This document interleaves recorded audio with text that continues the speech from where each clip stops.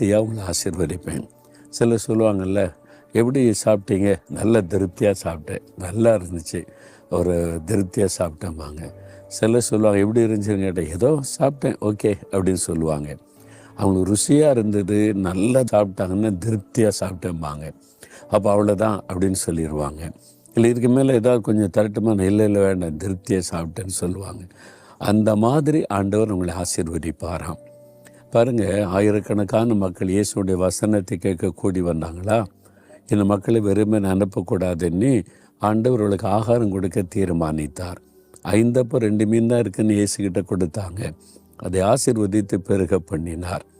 அதில் 5000 பேர் புருஷர்கள் மட்டும், பெண்கள் குழந்தைகள் எல்லாம் கணக்கு பண்ண 15,000க்கு மேலே இருந்திருக்கலாம். எல்லாருக்கும் ஆண்டவர் கொடுக்க சொன்னார். என்ன சொன்னார்னா, அவங்க தான் வீட்டுக்கு போக போகிறாங்க, ஒரு ஃபஸ்ட் எய்டு மாதிரி எல்லோரும் கொஞ்சம் கொஞ்சம் கொடுங்க, அப்புறம் வீட்டில் போய் சாப்பிட்டு கொள்ளட்டும் அப்படி சொல்லலை. திருப்தியாய் சாப்பிட்டு. ஆண்டவருடைய ஆசீர்வாதம் அப்படி தான். இப்போ கொஞ்சம் தர்றேன், இதை வச்சு அட்ஜஸ்ட் பண்ணிக்க அப்படி சொல்கிற ஆண்டவர் அல்ல. போதும் ஆண்டவரே அப்படின்னு சொல்லக்கூடிய அளவுக்கு ஆசீர்வதிப்பாராம். என் ஜனங்களை நான் ஆசீர்வதிப்பது திருப்தியான ஆசீர்வாதம். நான் அளிக்கும் நன்மையினால் திருப்தி ஆவார்கள். அப்படி தான் அவங்களை ஆசீர்வதிக்க போகிறார். நான் கேட்டதை விட அதிகமாக ஆண்டவர் தந்துட்டாருன்னு நீங்கள் மகிழும்படி ஆசீர்வதிக்க போகிறார். என்ன அற்புதத்தை கேட்குறீங்க, என்ன ஆசீர்வாதத்தை கேட்குறீங்க, அந்த காரியத்தில் தான் இயேசு உங்களுக்கு அற்புதம் செய்ய போகிறார். ஆண்டவர்களை நான் கேட்டதை விட பெருசாக ஆசீர்வதிச்சிட்டாரு, நான் இப்படி நினைக்கவே இல்லை அப்படின்னு சொல்லக்கூடிய அளவிற்கு நீங்கள் பெற்றுக்கொள்ள போகிறீங்க. அதுதான் ஆண்டவருடைய சுபாவம்.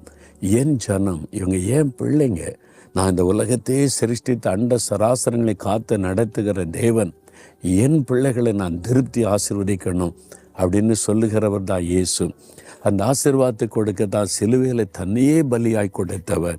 அந்த ஆண்டவர் சொல்லார், என் மகளே நான் உன்னை திருப்தியாய் ஆசீர்வதிப்பேன், என் மகனை நான் உன்னை திருப்தியாய் ஆசீர்வதிப்பேன், போதும் என்கிற அளவுக்கு நான் உன்னை ஆசீர்வதித்த மகளை பண்ணுவேன். என்ன காரியம், என்ன அற்புதம் வேணும், என்ன ஆசீர்வாதம் வேணும்?